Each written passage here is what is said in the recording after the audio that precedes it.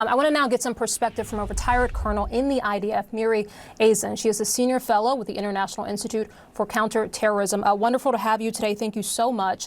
I want to start first with the big picture, and actually I'll get to that. I actually really want to start with what you make of the idea, the IDF saying that this was actually a part of a routine sort of patrol or routine operation, and that this may not have been an intelligence sort of led operation. As someone who has served in the Israeli intelligence community, what do you make of that? What's your reaction to that? Just how this went down?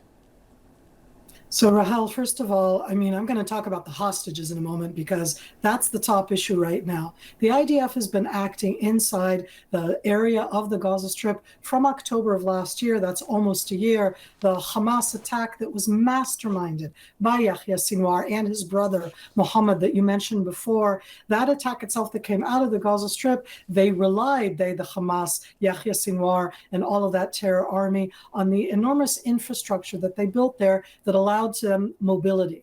And what the IDF has been doing in the ground forces throughout this time period is that they're trying to sever, to destroy that underground subterranean mobility that was given to them by the tunnels. And in this case, that's something you do systematically, quietly with the regular forces. And that seems to be what happened here. And that's supposed to happen at any place. And I'm not surprised by that. I think that Yahya Sinwar was a man who lived in the shadows, tried very much not to show his face, certainly not in the last year. But if you allow me for a moment, Rachel, I just want to highlight the 101 hostages. You're talking about grand strategy with Oren. You're talking about it with Nick. All of you are talking, and I'm talking about 101 people who were taken from their homes, from a party, from the military bases in the morning of October 7th, and we don't know who's there. And Yahya Sinwar masterminded that plan. And so it's not just an opportunity, it's an opportunity to know what is going on with the hostages. Maybe somebody else will, yes, be able to bring us some answers about them after a year and a week. Yeah, no, listen, it's a fair point, and it bears repeating that at the heart of this, that remain in Gaza are those 101 people. And let's turn our attention there since you bring it up. What does this mean for them? If this was, in fact, the death of Yahya Sinwar, we should say Netanyahu has said that at this point there were, quote, no signs of harm to the hostages in the encounter in question. But what happens to the hostages?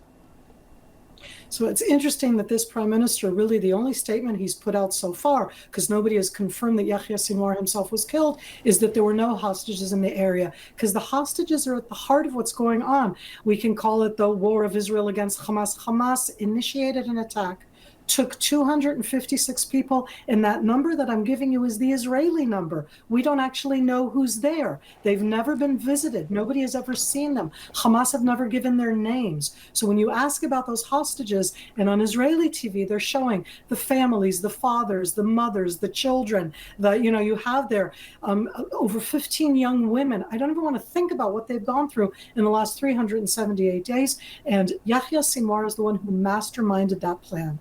And the Hamas under him views the hostages as bargaining chips in the worst way possible. And I am going to hope, and that's the opportunity, that when Yahya Sinwar is not around anymore, and I am not going to miss him, that whoever will be now will be somebody. This isn't about suddenly Hamas changes who it is, but somebody who is willing to negotiate in real time about real people, the 101 Israelis that were taken so brutally, and to try to get to an end of that, to some kind of closure on that. And I want to give the flip side, if I may, and I breathe in deep and say, I'm more worried that Hamas, the terror organization, who views these hostages only as bargaining chips, will now go and just execute them because they're bargaining chips. And that's my horrific fear, that they would do something like that. They are a terror organization, and Yahya Sinwar was at the head of that, and I'm very worried about what could happen to them. Well, that is certainly a chilling fear. I'm sure you would agree with that assessment. But, Miri, let me ask, do you believe, because the question that you're hearing sort of wrestled with and grappled with the last few hours is, strategically, does this give Netanyahu a sort of symbolic victory? Does this create perhaps a bit of an off-ramp to sort of wind down operations there. And I'm just curious, as someone who has the perspective, the insights, the experiences that you do, what do you think? I do. I think that it gives not just the prime minister himself, because in this case we have a government which is made up out of different political parties, and we're in this war that we never asked for, we don't want to be in it. And I know that everybody wonders in that sense if the prime minister wants the war. I don't think that even this prime minister wants the war. And what this allows here is that from the beginning, it was also about Yahya Sinwar. And his death, assuming that he is dead, does give that opportunity, and I call it an opportunity, again, to focus on the 101 hostages, because that's what brings about the end. Everything else in that sense, we always say, destroying Hamas, it's about their terror military capabilities, they're not being able to do another October 7th, and for that matter, Hezbollah not being able to do an October 7th, which is what Hezbollah was planning to do up north. So it allows and opens up that door.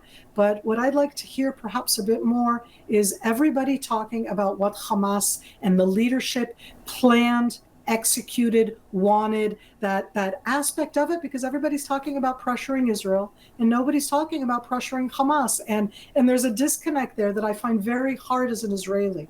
So it's an opportunity, but let's talk about pressuring Hamas as well. I think the question remains at this point, what does Hamas even look like? Who is at the top of Hamas, if in fact this was Sinwar? Miri Eisen, we'll have to leave it here, but we appreciate your insights and perspectives today. Thank you.